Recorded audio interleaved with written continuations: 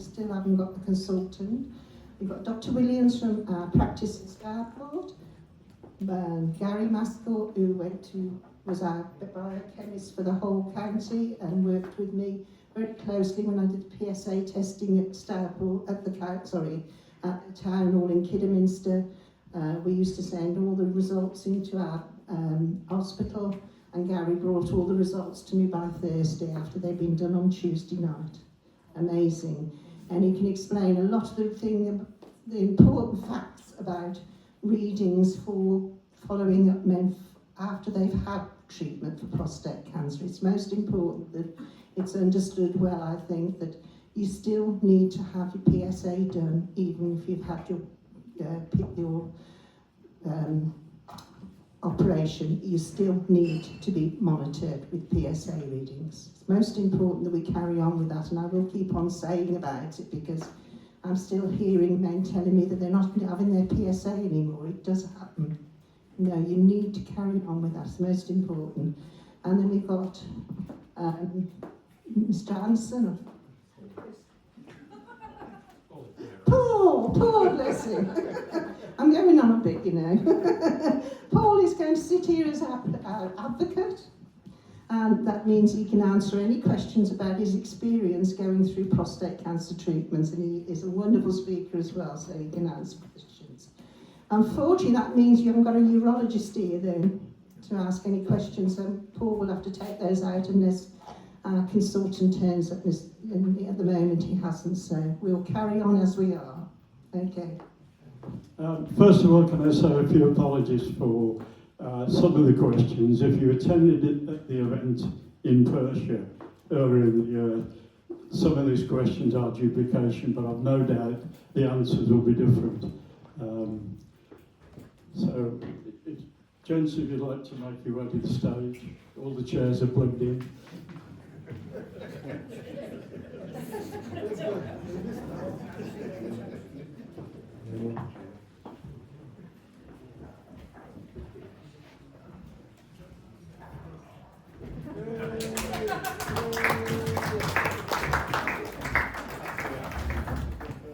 We start the song and dance now.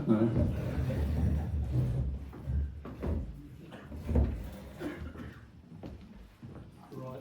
The object of this exercise, really, I've got some pre-hashed questions, which, as I say, we've used before, but the whole object of this exercise really is to get you, the audience, to ask questions of the panel. So if you've got any burning questions, you've now got an opportunity to raise them. What I will do, I'll start the ball rolling with a couple of questions, and then if you put your hand up, we'll get a mic to you, and we'll see how we go. If not, I shall just continue with the questions. And then we'll be playing football in the car park. Okay, so I've only got about 13 questions. And I'll just rescue my pint first.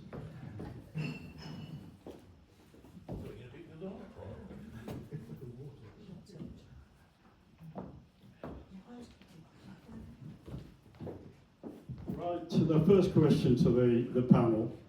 There are numerous new housing developments popping up around Worcester, Kidderminster, Bewdley, Starport, Reach, and also the wider county.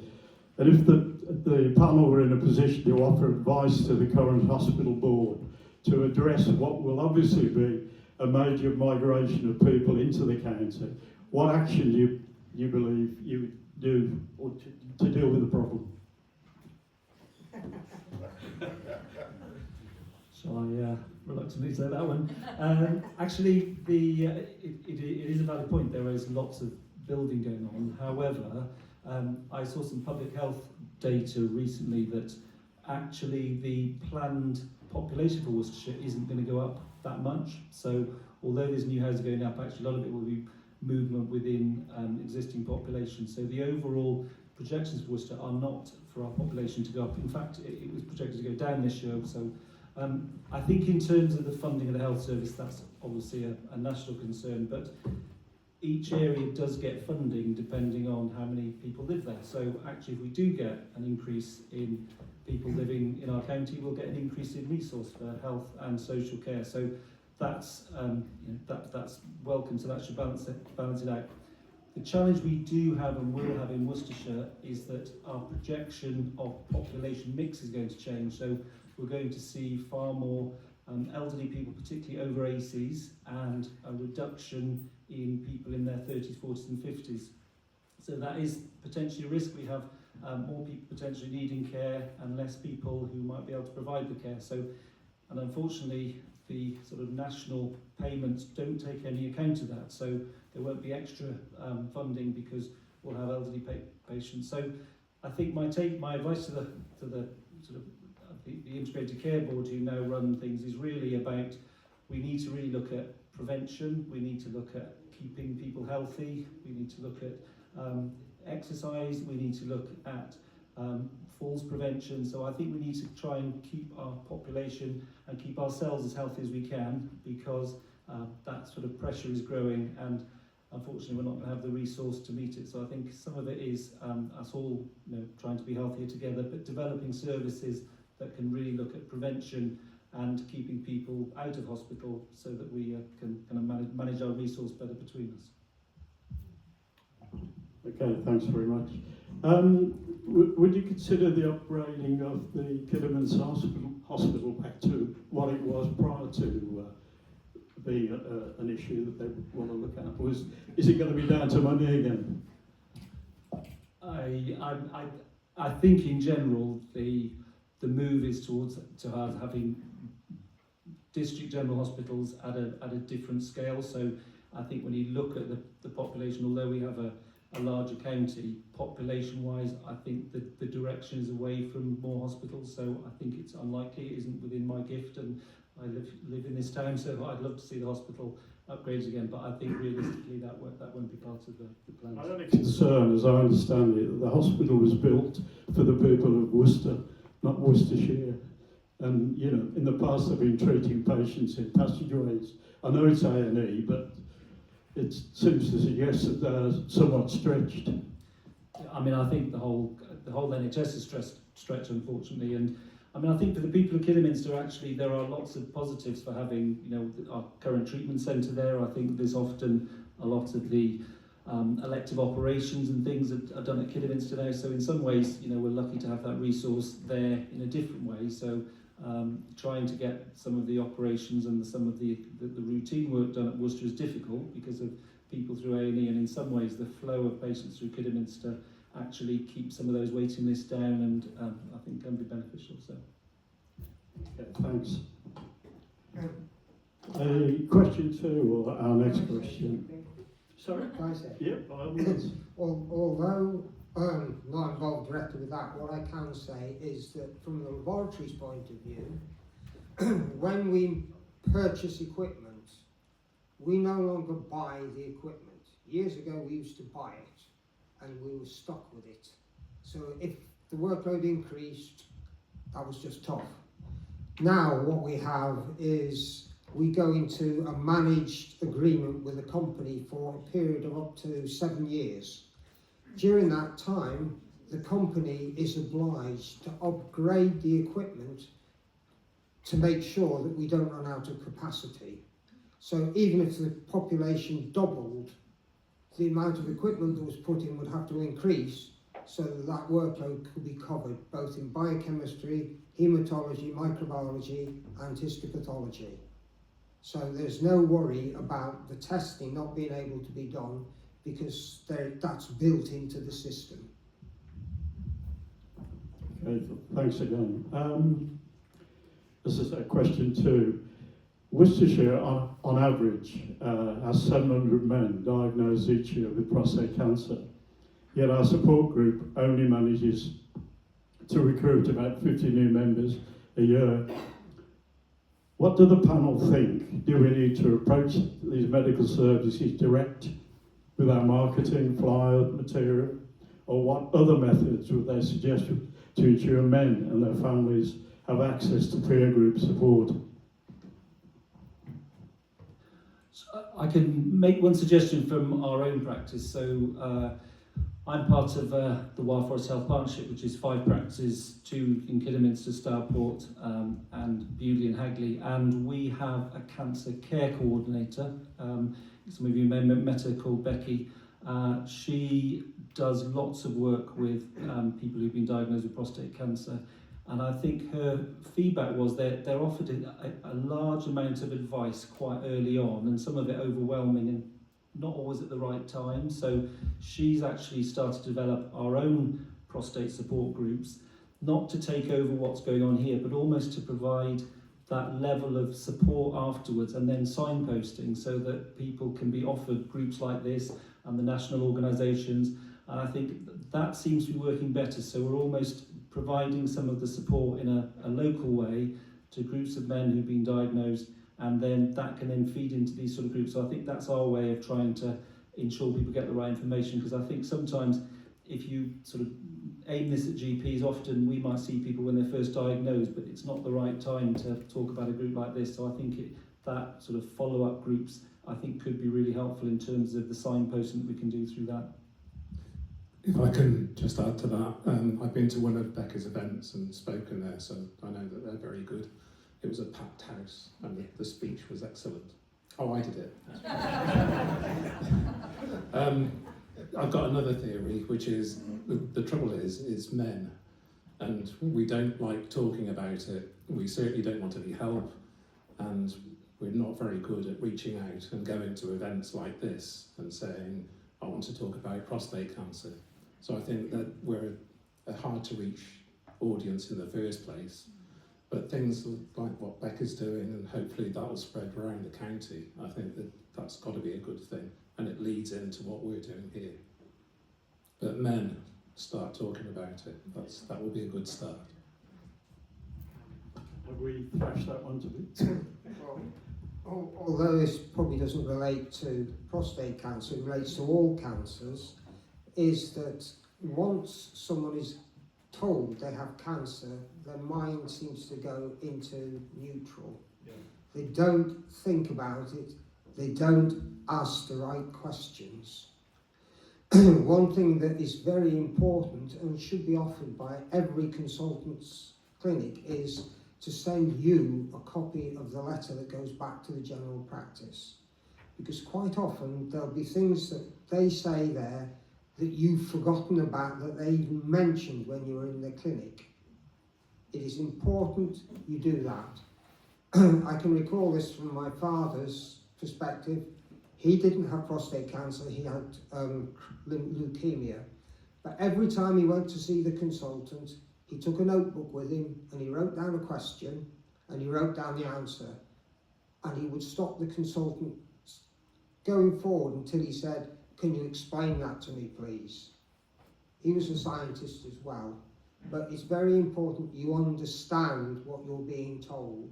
Too many people hear it, but don't understand it. I think it's also important if you're going to see a consultant with cancer issues, that you take someone along with you, because I know, certainly when I was told, you're only in there for a few moments and you come out and you think, what did he say? Anyway, I think it's important for two people to go along. If I can just add to that, I completely agree about taking somebody with you, but also in terms of what we were just saying about the letters, that is really important, and you have, even if the letter isn't sent to you, it's your letter, so even if it's sent to me as the GP, you're entitled to have a copy of it. So if you haven't been sent one, we can provide that from the surgery, or the hospital can provide it, or a little plug, because I'm also the digital lead. You can get letters for all of the hospital letters should be in your NHS app. So for those of you who have got the NHS app, you can view your letters, and you can also do that through the computer. It's really easy to sign up. We can do a session and show you if you want to, but actually all of your letters are there, so actually you can sort of take ownership of your health and see what the consultant said about you, even if they haven't sent it to you. But as Gary said, ideally we're really encouraging the consultants to send the letters to you with a copy to me as the GP, and that's a much better way around. Are we allowed to ask questions during your presentations, or should we Yeah. go to the end? Yeah. You mentioned that letters are accessible on our apps. I've tried to look at letters on my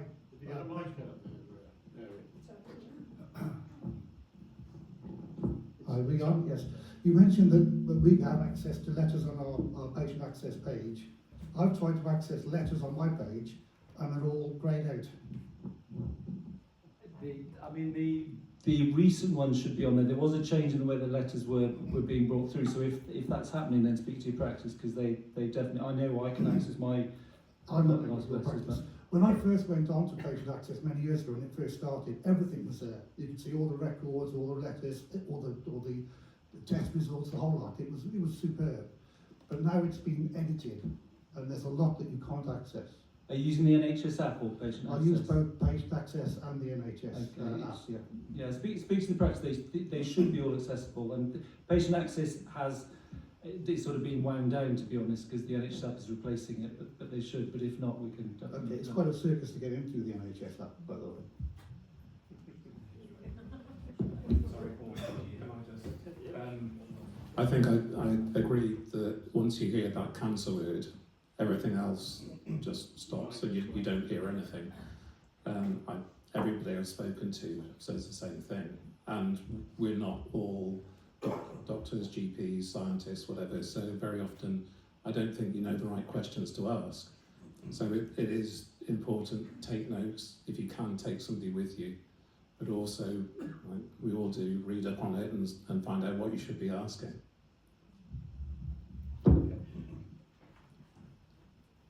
Can we pass the mic up?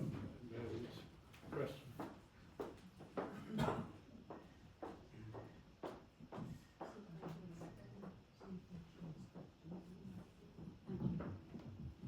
I'd just like to say that I think as well, the sense of overwhelm and shock that you feel when you're told, even if you're thinking and you've read up a little bit about it all, that might well be the outcome, the absolute sense of shock and, as I say, overwhelm is so great. It's what we found. And I wasn't able to take the right notes at all. A lot of it looked like gobbledygook, and I am quite an intelligent person that can do that sort of thing normally. And in finding this group some months later, it was fantastic, particularly the partners group, but we could so have done with that at a very early stage because we felt just really completely on our own. So I understand what you're saying about it's extremely good as you're progressing through treatment and important, but that initial stage is extremely important, I think, for some people as well. But what you can do about it, I'm not quite sure. Thank you.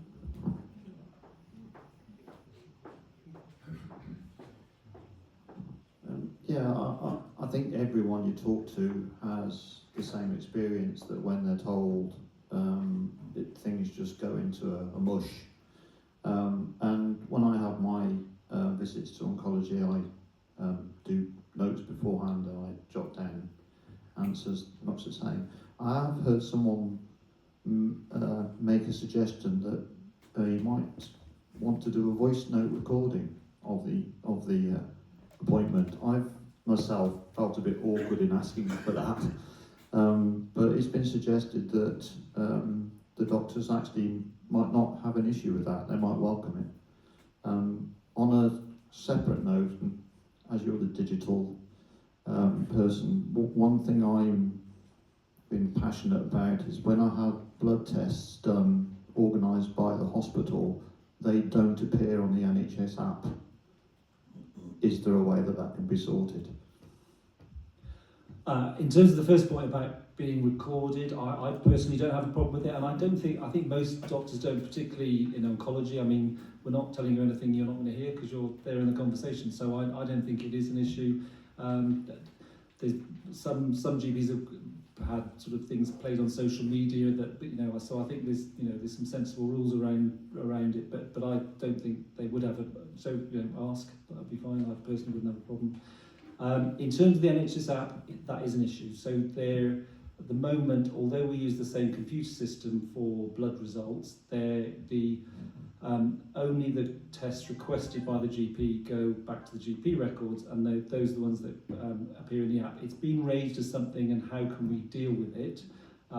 The problem is that as GPs, we couldn't have all of the blood tests being done in the hospital coming through into our system, because that would include all of the daily blood tests done for somebody in hospital for 3 or 4 weeks. So it's how can we get the tests that are important and your consultant has seen your PSA and signed it off, how can we then get that dropped in the NHS app? So we don't have the answer, but we do recognise the problem, and there is some work on doing it. And I think around PSA testing, it is, the consultants know what your level should be in treatment, and there's a risk that if we in primary care do your test instead of the consultant doing it, actually you don't get the right level of care, because what's normal for one person may not be normal for somebody who's undergoing specific cancer treatment. So it is complex, but I think definitely if we can get a way to have those results coming through from the consultants, that would be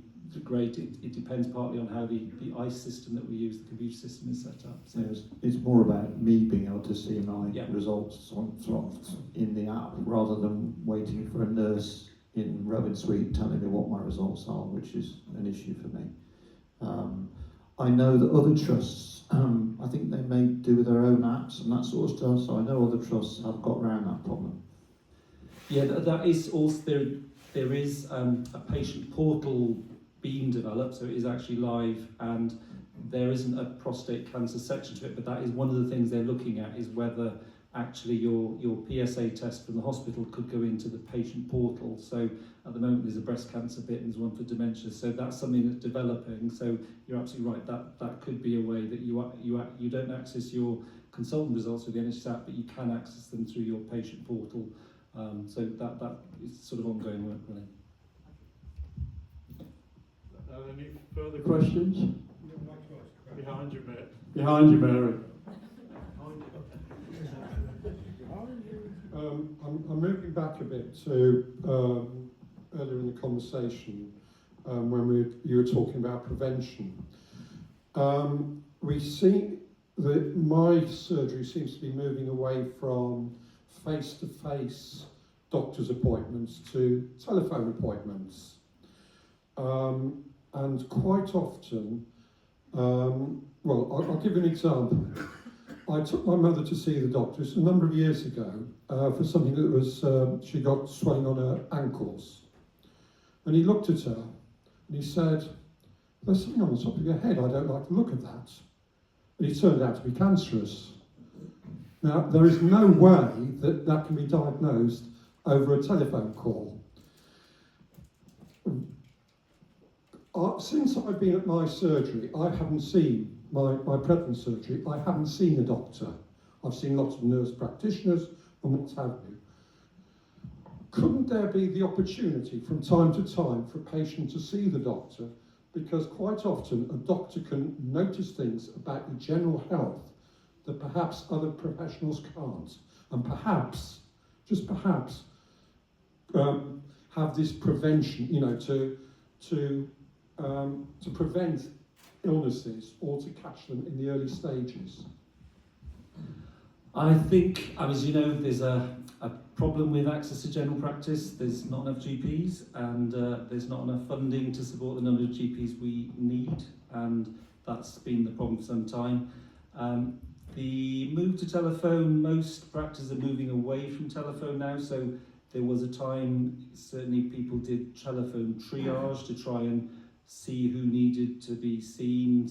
We moved away from that to a different form of triage, and we're actually seeing more face-to-face now than we did certainly at any time during COVID when there was a move to telephone. So I think you're right, it is just about capacity. So in our practice in Stourport we have 21,000 patients. We see a good proportion of them are seen face-to-face when they need to be. If you're asking, do we free up capacity for all of them to have an annual assessment of their GP, that's another 21,000 appointments we have to find that we'd have to not do something else with, and that's always the balance really. How do we balance the needs of patients? And sometimes we can have a lot of GP appointments for things that, for the chance of finding a small skin problem, where if we work as part of a wider team with nurse practitioners and physiotherapists, they can feed in things that really need a GP. So we're trying to all the time make it the most efficient service we can. So you're trying to get GP seeing the more complex patients and the things that really need a GP, and simpler stuff seen by pharmacists or physiotherapists. In an ideal world, we'd have GP appointments that everybody could access, but they're the reality is that, you know, I know that we could probably put double the number of appointments into our surgeries and they'd still be filled. So we have to try and find the most efficient way to manage. So I do agree about phone consultations, but personally we're moving away from those. And if somebody asks to see, you know, have a face-to-face appointment, we always offer that. But it is that balance about, are we the best people to be doing some of that prevention work? Sometimes we're not, but it's just getting the balance about the sort of overall resource and the increasing demand that we're facing. Yeah, it's good to hear that you're moving back away from the telephone conversation, because that has always concerned me. But so yes, that's good to hear anyway. And I do understand that there is an issue with the number of appointments slots available and the doctors to see them. Thank you. There's another question over there. Mary.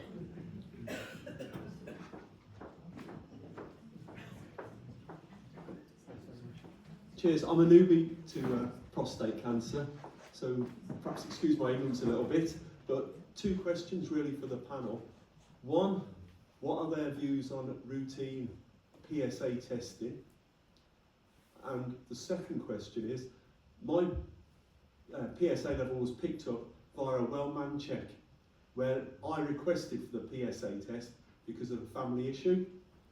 I've been having PSA tests, I've been having well-manned clinics for, 8-10 years maybe, and I cannot ever remember being asked, have you got any history or anything regarding prostate? People ask, how many glasses of wine do you have a week? How heavy you are? What your blood pressure is? But something I think, and I'm new to the industry, that, you know, so I'm perhaps looking a little bit blinkered, but those questions I can never remember them asking, and they definitely didn't ask at the last well-manned clinic. Not your practice, by the way. No, definitely not. Can I just say that, because that is my surgery, and they are brilliant. And believe me, they are. Really are. But yes. Thank you. I'll go back to the script. Unfortunately, the third question I got. Do you want me to just come back on that, on the PSA test? Yeah, I mean, there's a couple of questions on PSA, so we may cover them now. It is a really complex area, and the problem is that there's not a national consensus on some of this, and the real problem is that the PSA test is not a very good test. So I think there's a question later on that I might just answer now. What would be better if we could improve things and have a crystal ball? It would be a better test for prostate cancer. So there is no screening program in this country for prostate cancer. There's no national PSA screening program, and that is largely because the evidence behind it is just not strong enough. That's starting to shift, but if, you know, women we call for smears every 3 years, should we be calling men for PSAs? The evidence so far is that we probably shouldn't until we have a better test.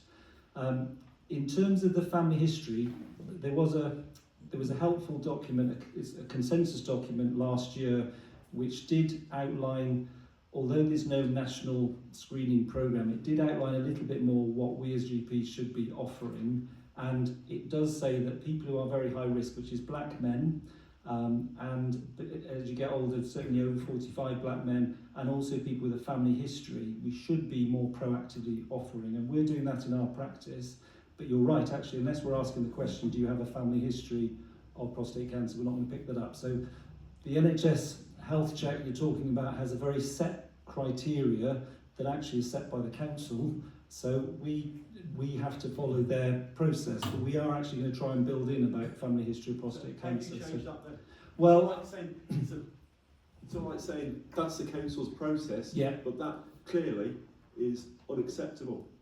so we will feed that into our local health checks, but trying to get them to change it into what's a slightly controversial area across the county is more difficult. So we are going to start asking at our well-manned checks whether you have a family history, because that does then put you into a higher category.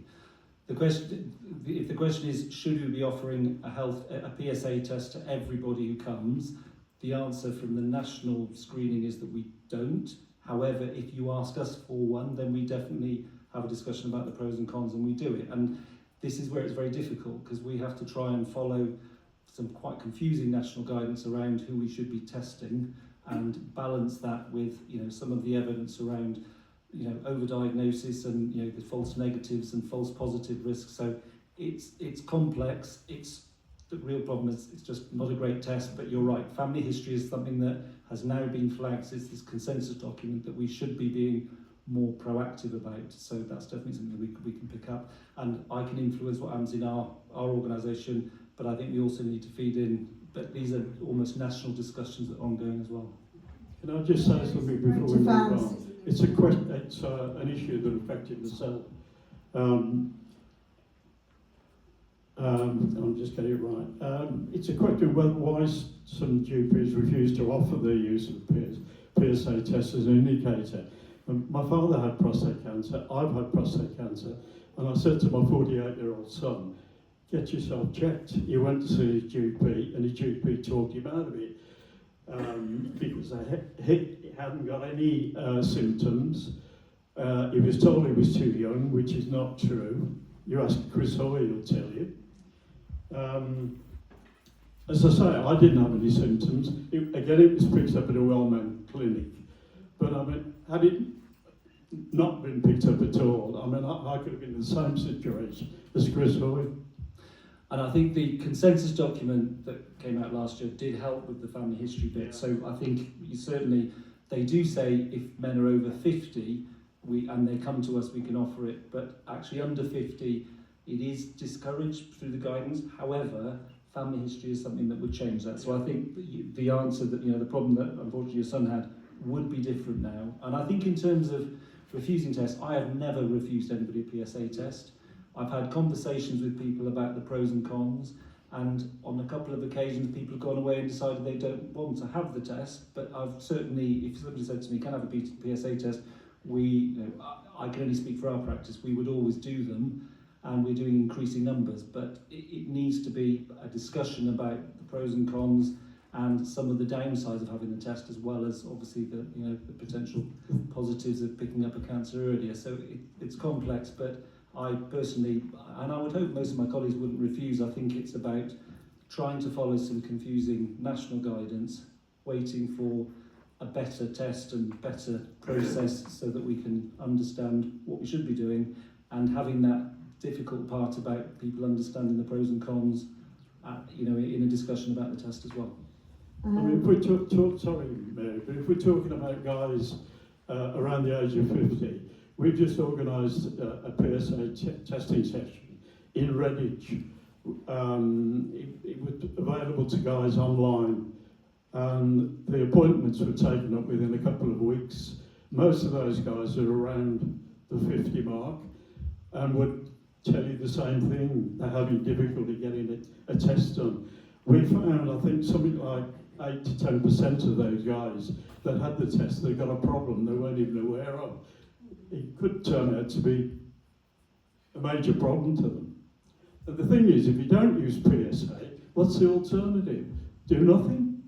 I think that is the problem, isn't it? We just don't have a suitable test, so it's the best we've got at the moment. But I mean, I wouldn't want to hear that any of the patients in our practices that have problems getting a test. I think it's sometimes perceived as a barrier that we go through some of the discussion, but we have to do that. We should be letting people know about the pros and the cons of the test. That's our responsibility. But I certainly don't think it's not a refusal to do the test. And I think, as I say, behind it is this really complex discussion that's going on, and actually at an international level, about what the right thing to do about PSA testing is. Okay. I think the other problem we have is that PSA itself is it's a protein that comes out of the prostate gland. Yeah. The problem being that most men will have this PSA in their bloodstream at a very low level. PSA only becomes elevated once the malignancy spreads outside of the capsule of the gland. So you can have a very low level, but it can increase. The other thing that people forget or seem to ignore, is the fact that exercise and exertion can dramatically change your PSA. If you go for a 20-mile bike ride, on a mountain bike, bouncing up and down, I can guarantee that your PSA will be raised for the next 72 hours, whether you've got prostate cancer or not. So it's very difficult. It's a very, as they say, it's a very inaccurate test for prostate cancer. It's a very good test for prostate tissue, but not a good test for cancer. So there are other tests that are being seriously looked at now. There's the test that was released, or the comments that came out of London recently said about this genetic testing, but believe me, that will bankrupt the NHS. If you're looking at 130 genetic markers, it'll bankrupt the NHS. So there are other tests that are being seriously looked at. Looking at the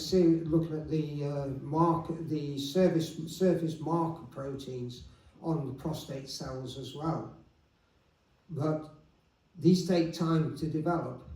PSA was first identified in 1968. That was when the protein itself was first identified. The first commercial assay for PSA did not become available till 1986. So it takes a long time for someone to identify it, for it to become a viable test to be used in large numbers. I'm well aware that there are problems with PSA, but the thing is, if you're unfortunate enough to be diagnosed with prostate cancer, the very tool that the consultants use to monitor your condition is PSA. Yes. Paul, can I just make a comment? I was going to speak about one aspect of PSA checking.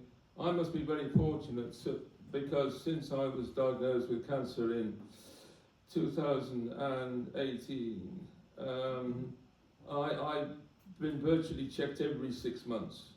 I get a regular reminder and I'm always there. I hate it, of course, because being a veteran warrior, I worry about it's going to go up, it's going to go up. But the last time, at the present moment, I'm working on 0.46 of 1, which I don't think is too bad, but it has gone up from 0.42. And when I look at it, I said, well, and of course I get very knowledgeable. I said, well, that's because of course I've still got my prostate in me, and so it's still squirting out antigen. Is that true? And the consultant says, well, yes, generally. Am I right in that thought? Yes, it is still there, and there is absolutely no difference between 0.42 and 0.46.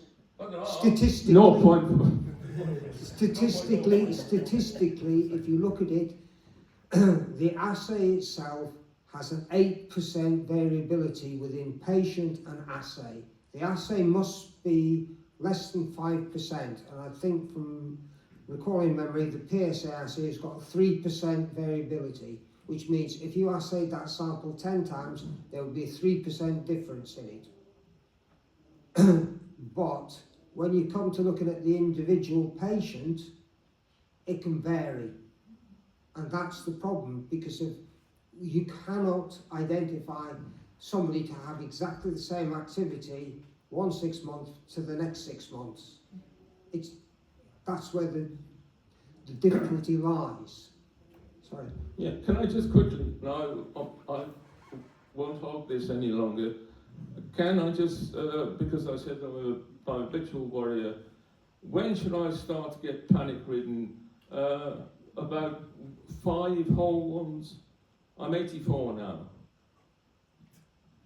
If I get a result that says I've got PSA of 5. It is how quickly the level goes up as well. So if you've had treatment. But I mean, if you came in your 80s and had a test done and it was 5 actually, and you hadn't had one before, we'd say that was okay. So the range of what's normal in your 50s increases, and so what we would say is normal in your 80s would be higher. So, but if it'd been 0.4 and it suddenly went to 5, then that would be definitely. Yeah, I appreciate it. Okay, thank you. Martin, stop worrying. Somebody's We'll move away from prostate Just issues. one thing. Sorry, go on. Yes, we have, the PSA test isn't great. My understanding is that we're moving to a process where we're following up PSA with an MRI rather than going straight into biopsy. Doesn't that make the PSA test more useful now than it was? Yes, in a way. One of the concerns that we, nationally had is that if you have a test with a high false positive rate, so you have a raised PSA and actually you haven't got cancer, but you have, in order to find out whether you've got cancer, you have to have a biopsy done through the back passage, potentially causing life-threatening infections. That's quite an issue. So if you have, potentially the false positive rate is 70 or 80%. So you are putting quite a lot of men at risk from having a biopsy done, and actually there's nothing wrong with their prostate. So that was making the conversation very difficult. Having the ability to do MRI scans actually makes that a much safer option. So we're able to diagnose people or do certainly less biopsies. So you're right, it has changed the narrative, and that's part of what this consensus document last year was talking about. Actually, the conversation should be moving on, because instead of saying, we're going to, potentially kill people by doing biopsies, actually we're now saying, well, MRI is making the whole diagnostic process safer, so screening isn't quite as high risk as it was. So the balance is shifting a little bit, if that makes sense. Isn't that the cause? Isn't that the reason why now supposedly 9 out of 10 GPs support PSA testing? Yes, exactly that. So, and I'm personally surprised it's not 10 out of 10. But you're right. The balance is shifting because we're not seeing that high risk biopsy being the default for everybody. We're able to, the MRI is putting that additional information in, so it makes it a safer referral process. Talking about GP support, I recently saw a post from somebody not in this group who had a friend who was 60, go to the Luna every 90 minutes overnight, went to the GP and was refused, and the GP said that he refused 5 people that month. So GPs like that are out there and they need to be stopped. I mean, I would hope that's nobody local, because if it is, I would want to know about it. But certainly, I can assure you, none of my colleagues in our organisation, but also we have conversations with the rest of the Worcestershire GPs, and I know that the vast majority of them are supportive. It wasn't this area. No, yeah, absolutely. I mean, it's wrong to me. We had a very impressive. Oh, sorry, that's better. My husband was going to the toilet a lot, getting out of bed a lot at night, and I said, you need to get that sorted. So I said, ask if you can have a PSA test. And we had heard all the stories that you might get refused, but we weren't refused. So he turned up for his PSA test, which was normal result. But the GP involved, thank goodness, said, but I would like to examine you because of your history. So he had a manual examination and found a hard prostate, larger than he was happy with. So he was referred. And he was referred over to, I think it was Redditch, wasn't it, Richard? And they, the specialist nurse there also examined him and wasn't happy with the feel of his prostate. So recommended MRI scan, which was done very quickly. And the MRI scan came across as suspect. So Richard was advised to go for the biopsy, and we went ahead with it. And you said it was a wonderful experience, didn't you, Richard?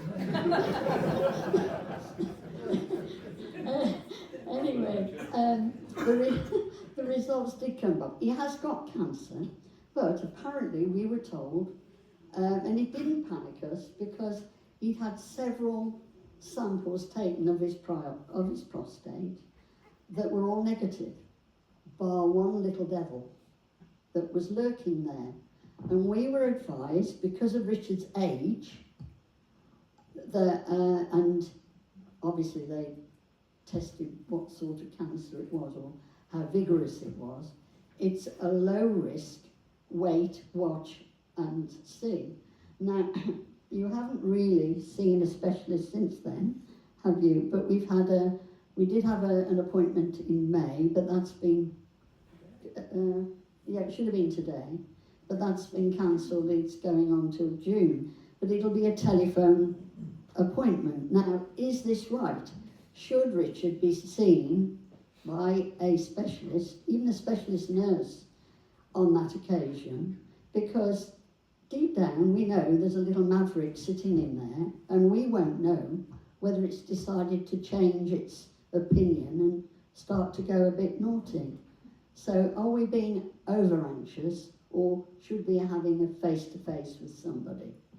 And I've said it so Richard doesn't go around the weekend. Thank you.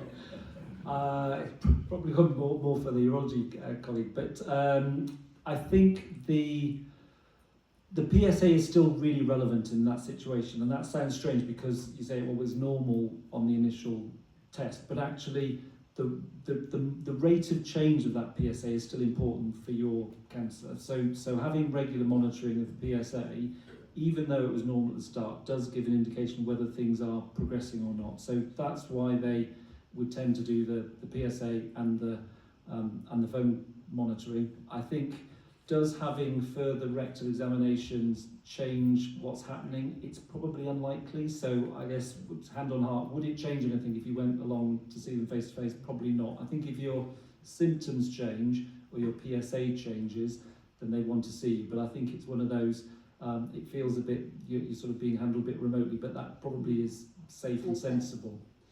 So should we be booking a PSA, on your budget, or should we be going to the hospital to have it done before June, so they've got a result when we turn up? I mean, ideally the consultant will have put it on the computer already, so you can come and have it done with us, and then the result will be available to them, and we could probably still let you know as well. So if the appointment has been delayed, but the true answer is it should be measured by the consultant, because that one of the risks is in terms of the responsibility for PSA testing. So say Richard's blood test came back as normal, and I file it away and say, no, that's normal because I have to deal with a lot of results every day. But actually it's doubled since the last test. For him that's really relevant, but I don't have the right information, and that's why we do like these results to go back to the consultant rather than coming through the large amount of results that we're having in general practice. So, but in an ideal world, you can have the blood test with us, but ideally, in the ideal world, the results should go back to the consultant. And that's why, because small changes within the normal range might be really relevant for Richard, whereas when we see, potentially hundreds of results, we say, well, that's normal, that's fine. So that's why the important difference. Lovely. Thank you very much. Thank you. I'll come back to you.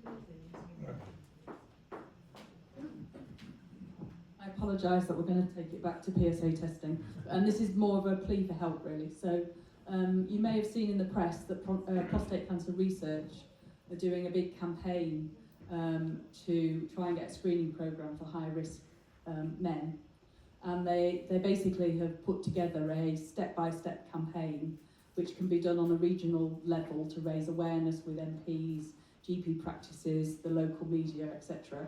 So I can feel there's a lot of passion in the room for this. We can't do it on our own, so if anybody is interested in helping us raise awareness in Worcestershire, then please see me at the end of this session, because there's lots we can do together to raise awareness on behalf of Prostate Cancer Research. Thank you.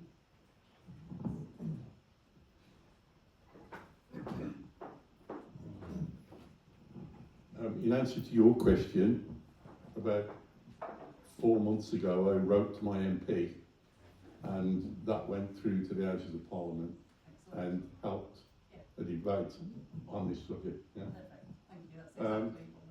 Listening to everybody in the room, I totally agree, PSA is important. I first started having mine when I was 50, I'm 76 this year, and had it done every year. My GP is now at a stage where they phone me or text me through the app to say you're due your annual PSA. However, about 6 months ago, I had a PSA that was running after having a TURPS operation 10 years ago at 1, 1.2, 1.3, 1.6, 1.8. Then last August it jumped up to 6.4. I went to the GP, said, it's totally not 6.4, he jumped up to 4.7. Said, look, I'm not happy with this. Oh, you're okay, you're in the range. No, that's not my body. You know, it's not normal for me. Well, we'll have it checked again in 3 months. I had it checked again, he went up to 6.7. Went back to the GP. Sorry, I'm getting confused with numbers here. It was 6.4. Went back to the GP and said, look, I'm still not happy with this. Oh, you're still within the range, 6.5? No, it's not the way it works. We'll have it done again. I had it done in February. It dropped down to 5 point something. Can't remember the exact number. Went back to the GP. Oh, it's dropped, it's okay. No, it's not. I need to know why it's raised. At that point, he said, well, I said, do you think I should go for a scan? Well, we could. Yeah, okay, if you want to go for a scan, we'll send you for a scan. They then referred me to Redditch, went there, saw the consultant there, who said, well, you're okay really, you're within the range. Do you really want a scan? Yes, I do. Went for a scan, they've come up and said there's an anomaly. I've now had a biopsy and I'm waiting for the results. The point that I'm making is, I think it's up to everybody as individuals to be proactive. If you're not happy with what you're being told, then say you're not happy. Almost, if you've got to demand it, you demand it. Now, I didn't want to go for a biopsy, but I took the option. And if the thing comes back that it is what obviously no one wants to hear, then I've already investigated what are the processes, what are my choices, watch, but that's only one of the choices in the first grading, watch, have my prostate removed, have radiotherapy, have brachytherapy. So when I go back there, whatever it is, I'm going to say, what do I get to do? What are my options? I think you have to be proactive. They're not going to throw this at you. They're not going to say, you've got to have it done. You need to be proactive about how you do it. I think you're right. In a way, it's not understanding what they used to call the significance of change. In that situation, your PSA going from 1.1 to 1.8, that exceeds the significance of change. Someone should have acted on it, or looked at it, rather than wait. And to make it clear, although Dr. Williams has said he can't see the consultant's results, the consultant can see every result that's been done. So the consultant when he looks at your record, he sees every PSA test that's been done, every full blood count test that's been done, everything that's been done is on your record. And he can look at it chronologically, they can put it through the system and show what the significance of change is as well. So the availability for your specialist to see it is definitely, unfortunately, still different to what the GP can do. Now, I will go back to 2001, when I was given a right telling off by somebody from the Department of Health, because at that time, in the late 1990s, early 2000s, we started sending pathology report results for biochemistry and haematology from the hospital computer system to the GP systems. It was very Mickey Mouse at the time, but it went. And I remember standing up and giving a talk in Dudley about it, because we were one of the first laboratories, and Kidderminster was one of the first laboratories to take this on. And saying that whoever designed this system hadn't thought it through properly, because what they did is they linked it to the patient through the GP practice, rather than link it through the NHS number. and I actually said that it should be through the NHS number, and I got told off big time by somebody from the Department of Health saying, you realise what mess up that could have caused. And actually, if they'd done it that way, it would work now that you get your result from the consultant back to the GP as well. Okay, any further questions? There's a question at the back.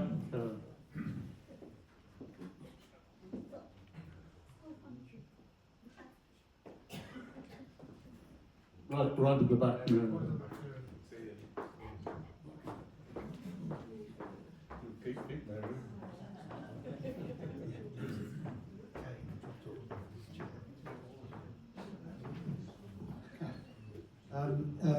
A couple of points, and relating back to PSA and screening, I'm afraid. The first is that I had PSA tests done all through my 50s, which were very low, sort of 0.7. Didn't have a test during COVID while I was caring for my wife and in hiding, and then when I came out and had a well-man, or not well-man, examination, mine was raised but only 6.4, but when I went through all the tests and all the rest of it, I got metastatic cancer in Gleason 9, so the rise, the actual level wasn't very high, but the increase was proportionately huge. My question goes back to the screening, and I'm interested in the panel's view that part of the issue, it seems from what you read, is overdiagnosis and over.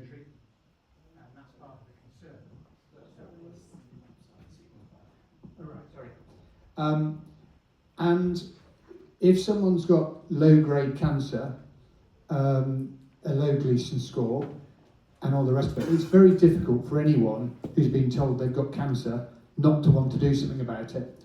And I wonder, and I'm interested in the panel's view, of whether blokes are perhaps given too much choice, and actually, because your natural reaction is take the bloody thing out, whereas actually, would they be better not being treated? But that's incredibly difficult, and I wonder whether some of the education process should be round what low-grade cancer actually means, because I found it interesting when I had a critical illness policy, and the insurers told me that if my Gleason score had been 6 or below, they wouldn't have paid out.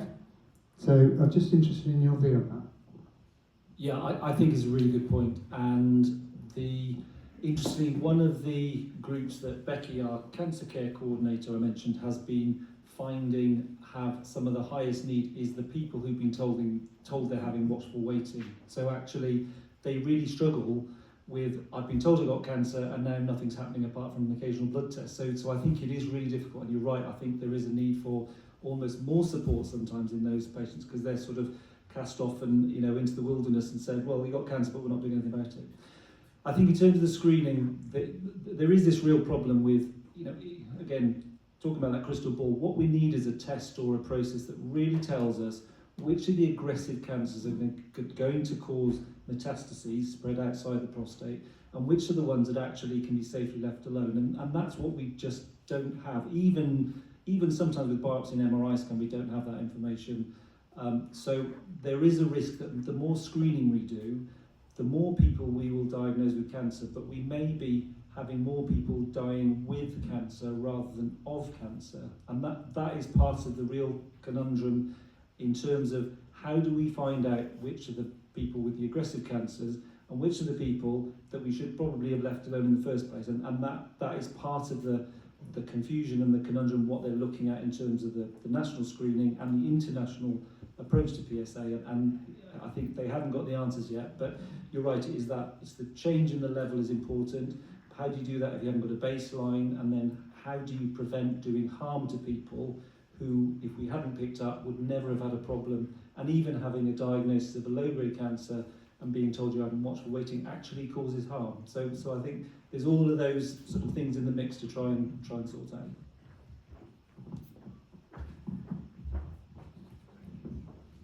You spoke about, we were speaking about the PSA test, alternative tests. Obviously we've heard a bit about this saliva test of late. is that going to be a diagnosis, or is it going to diagnose the people that are more at risk? It will be. Yeah.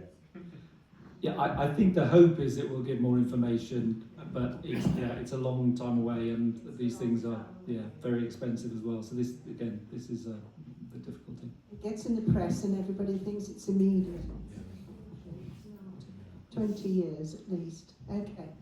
Any further questions?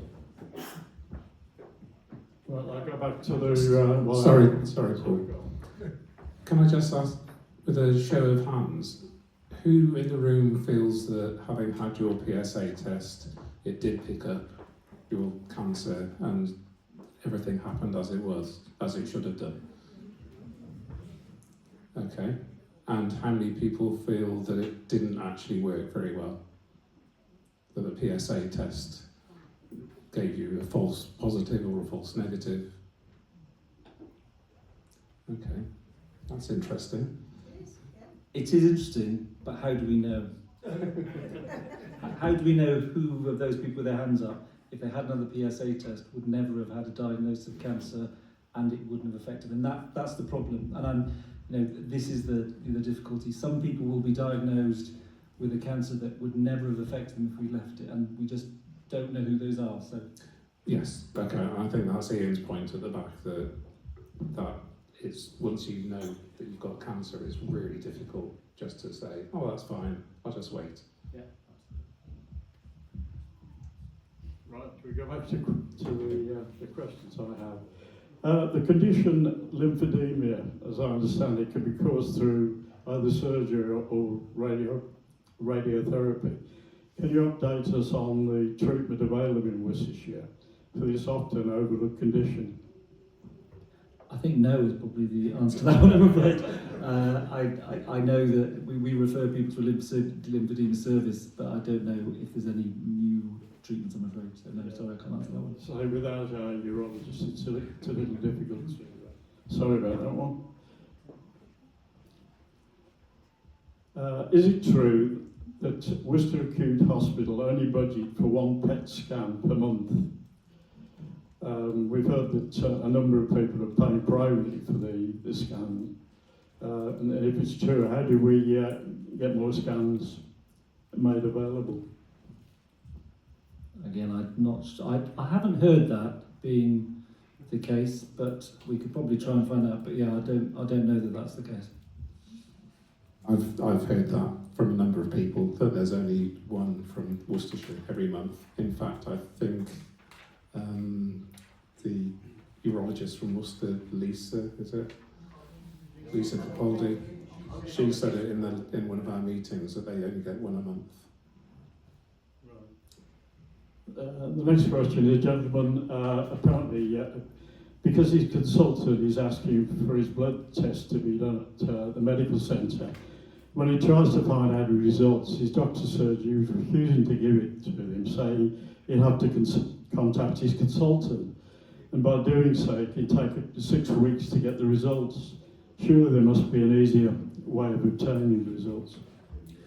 I think we've sort of covered this one, but yeah, I think the importance of the result going back to the consultant remains, because actually they have the full picture of the PSAs, they know what treatment's being done. So I think that's the reason that we don't just say, we do them in the surgery, but the result going back to the consultant is important.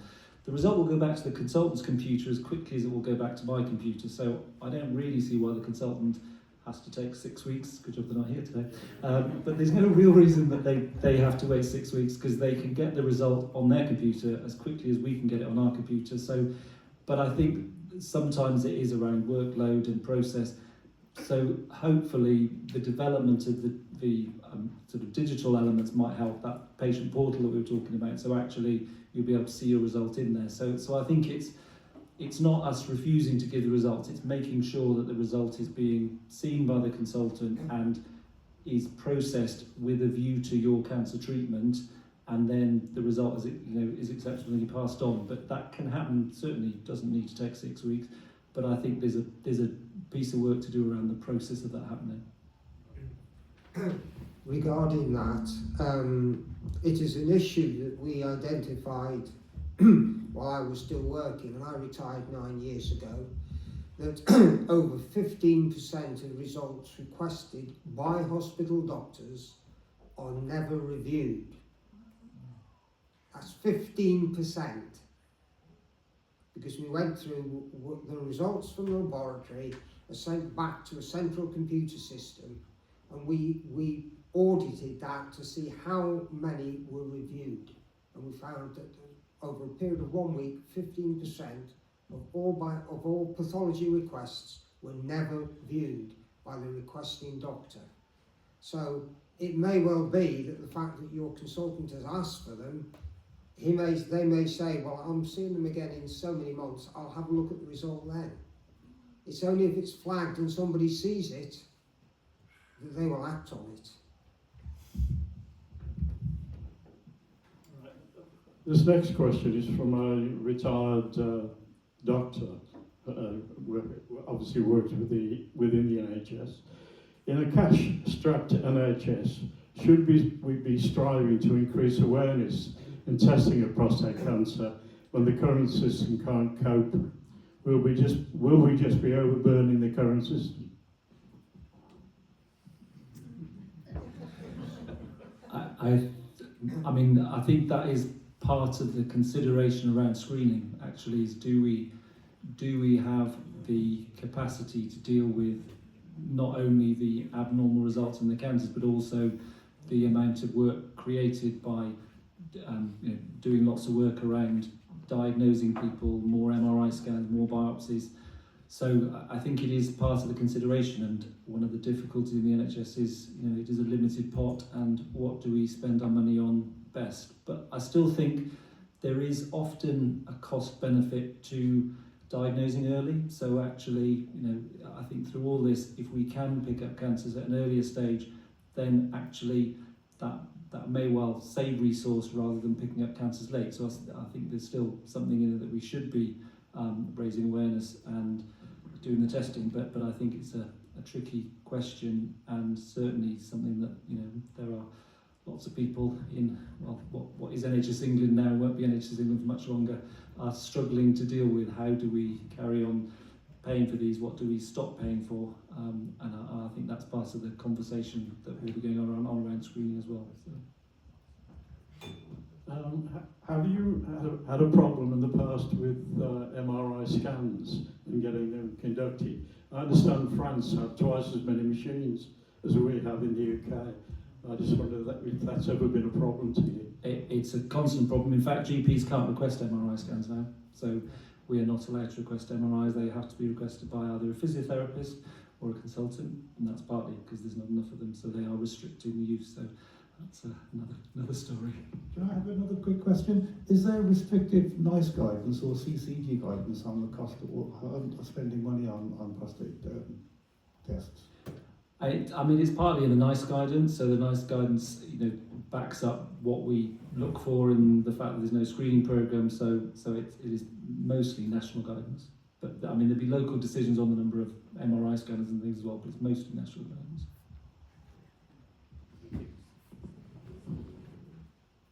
How can we as a small group assist the NHS locally in the early diagnosis of prostate cancer?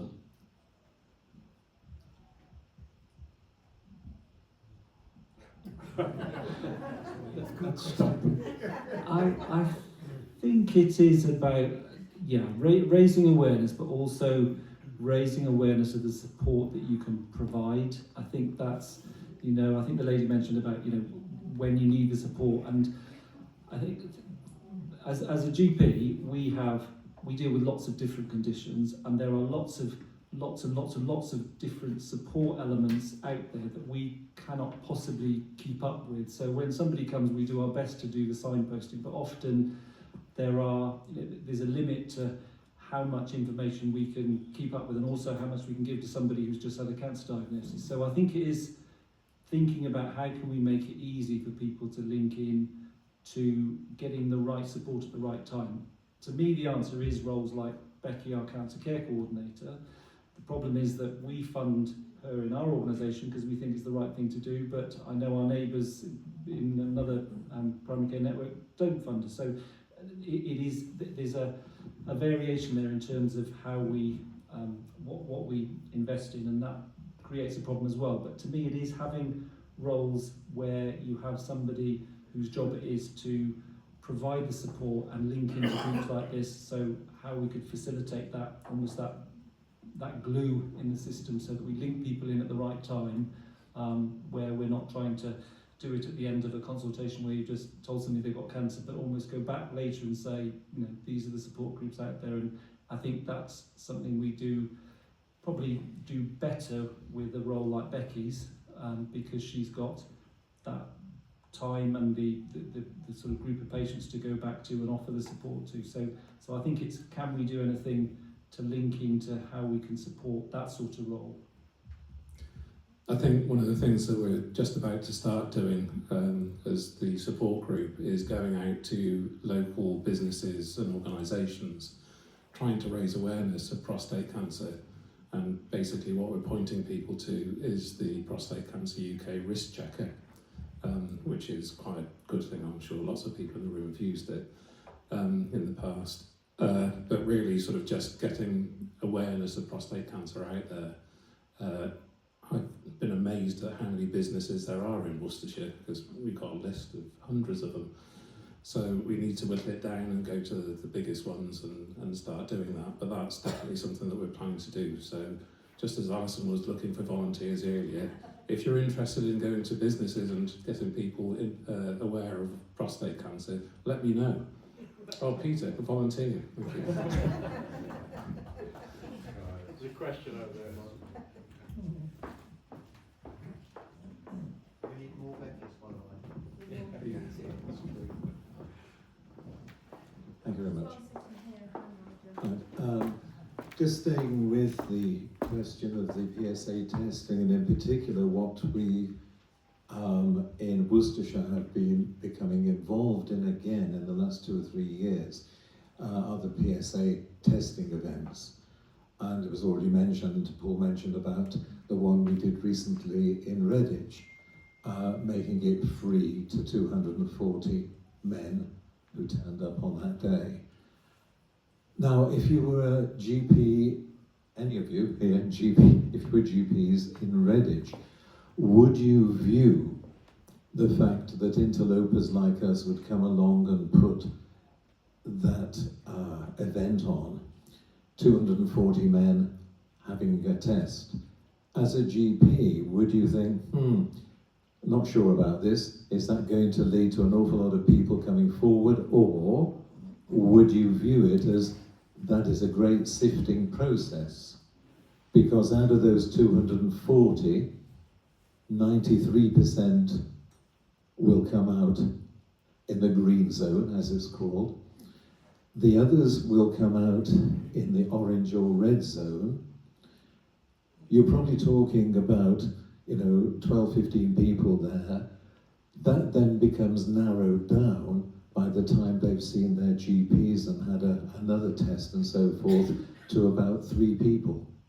So we've seen 240, and out of those, 3 people have been diagnosed with cancer. Now, you might think, well, is it worth it all just to get 3 people? But then again, we only need to get 1 person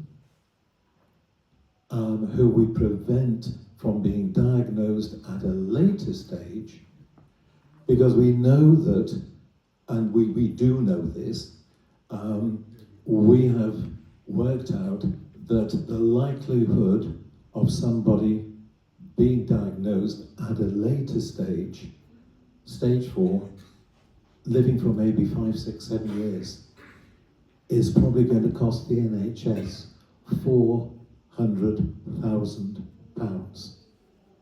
So even if we got 1 person, prevented them having that kind of journey, I think it's a pretty good thing that we're doing. Yes, I think you've answered the question. In terms of, no, I mean, if you ask the GPs locally, I think there's always a concern about about increased numbers and the ability to cope with that. But I think on the scale you're talking, I think that the vast majority would see that as a positive. You're absolutely right. You're weeding out all the normal ones that we might have had to do 200 blood tests on, and we can deal with the abnormal ones, and it's increasing awareness. And so yeah, I'm sure in general, I personally would see it as a positive if it's happening around here. Yeah.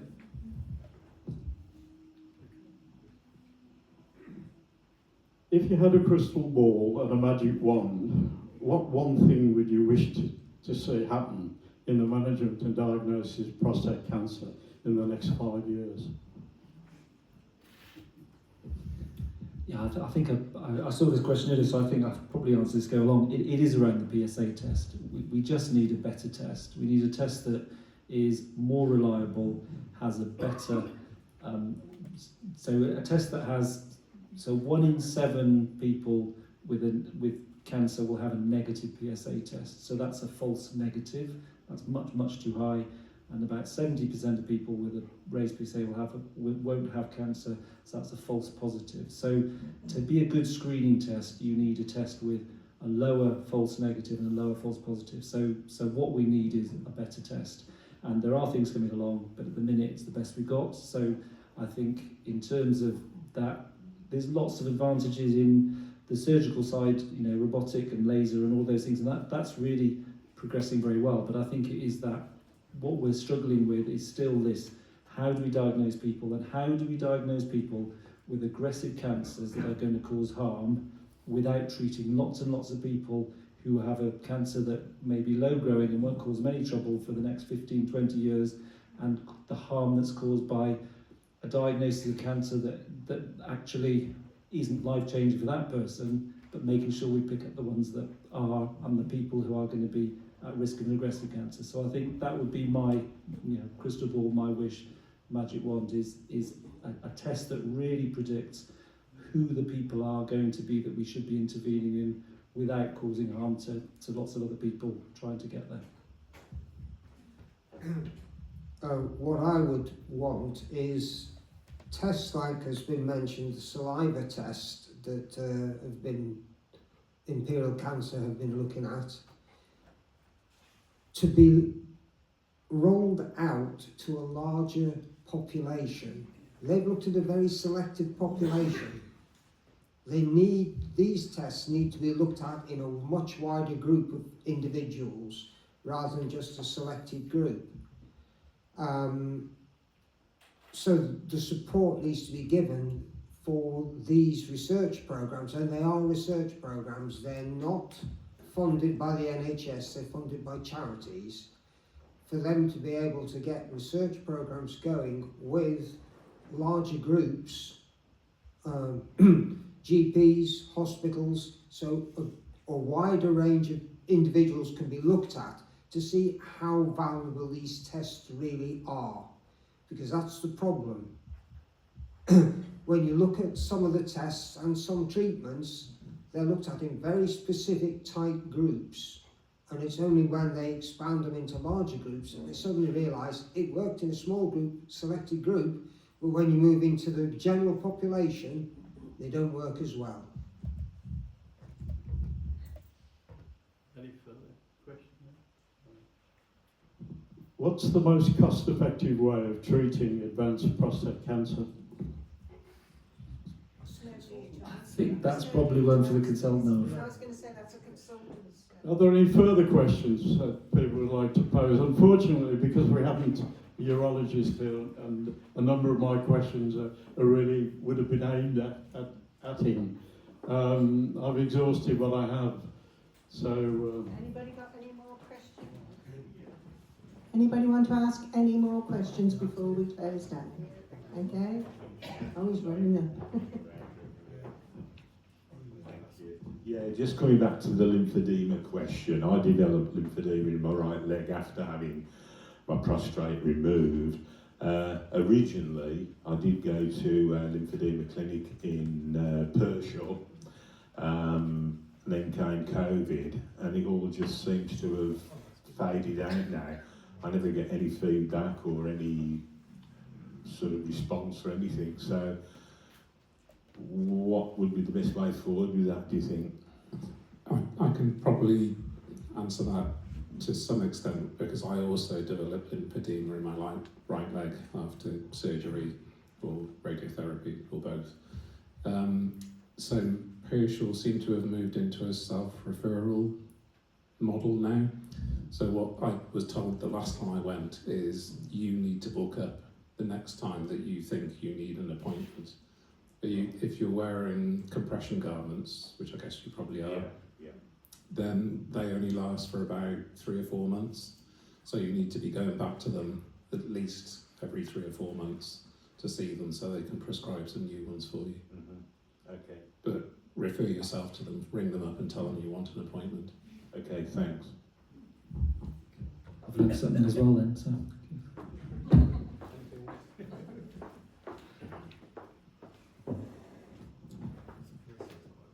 I had lymphedema after my operation and saw a nurse, Judy, brilliant person, for a number of months, measuring my leg every time I went and that. And my prescription for stockings that I wear is through my surgery now. It's a repeat prescription.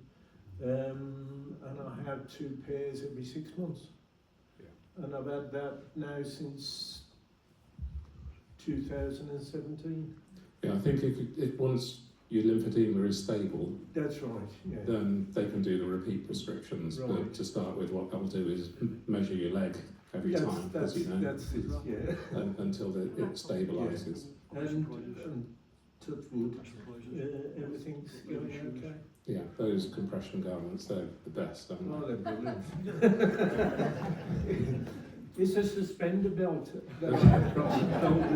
Mine comes up to here. You know you like wearing it. And any further questions out there? Any on? Yes, okay. Yes, another one.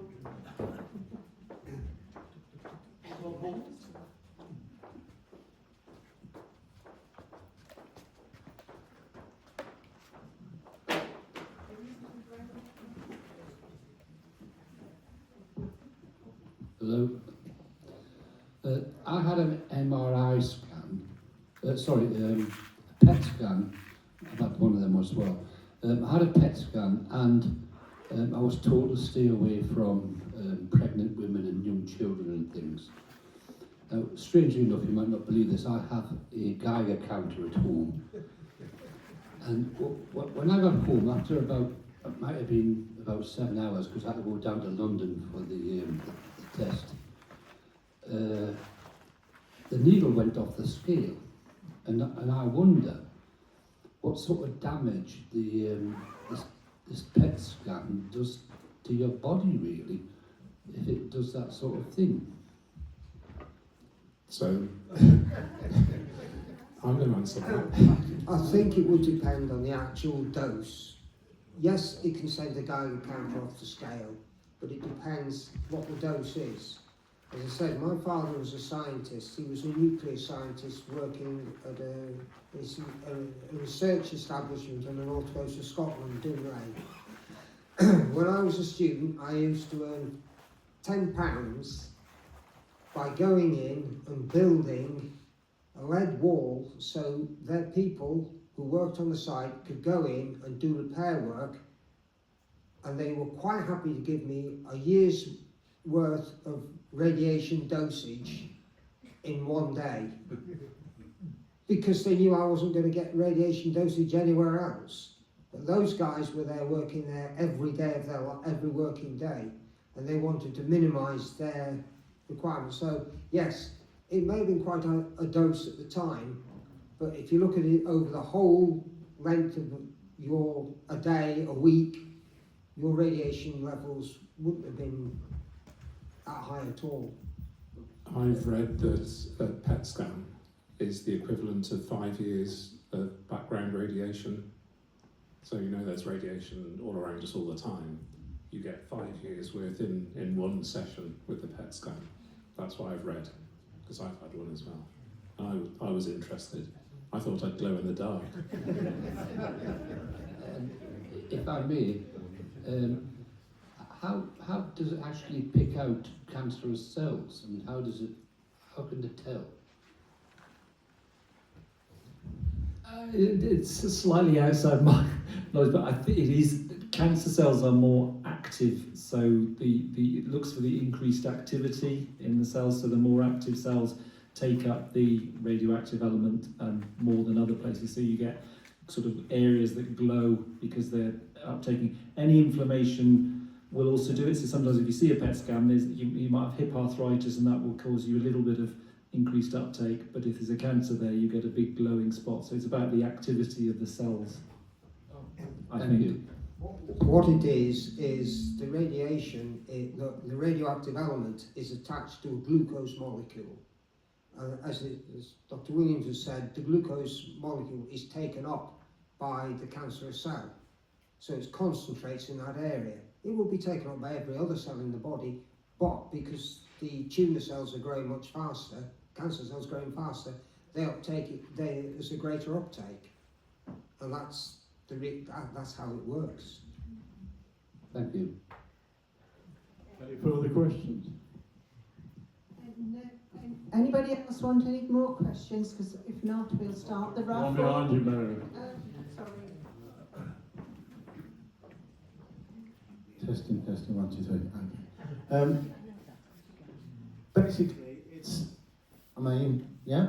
Okay. It's to everybody as well as the panel. We're here and we think, what we're going through may not be special.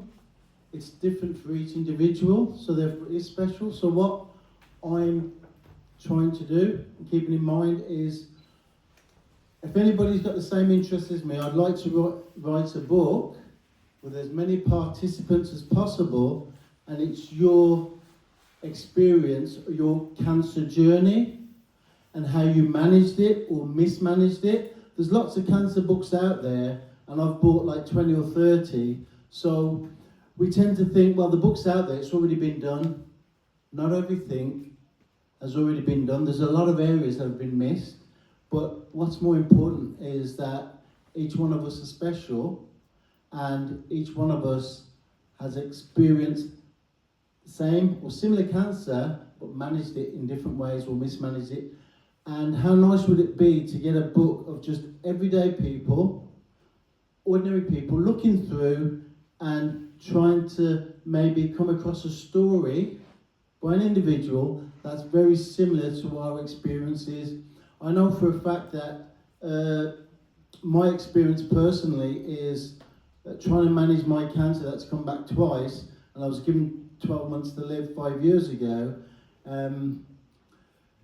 It's not something that I can say has been researched, but I believe it's worked for me with my 17 years physiotherapy experience, being a paramedic, but most importantly of all, being an exercise therapist and a nutritionist, which I've brought in to help manage my cancer, especially with the foods. So you might get a book specifically on, how to manage cancer, and this is the type of foods you eat. But if you have an everyday person going through what they did, and it may incorporate certain types of foods that helped, that they believe has helped them, how nice would that be if you kind of read that and associated it, or it was applicable to your cancer, or how you've managed, or you are managing, or navigating your journey through, the many channels and difficulties that cancer can throw at us, because it is about management. And as individuals, we haven't done the research. It's not something that we can prove, but sometimes it's something that we believe that's worked for us, and maybe it can work for somebody else, or at least it will give them an avenue to try if there is an avenue, if there isn't an avenue there. So if anybody's interested in getting involved, give me a shout, and I'd certainly, want some of the panel's knowledge within the book.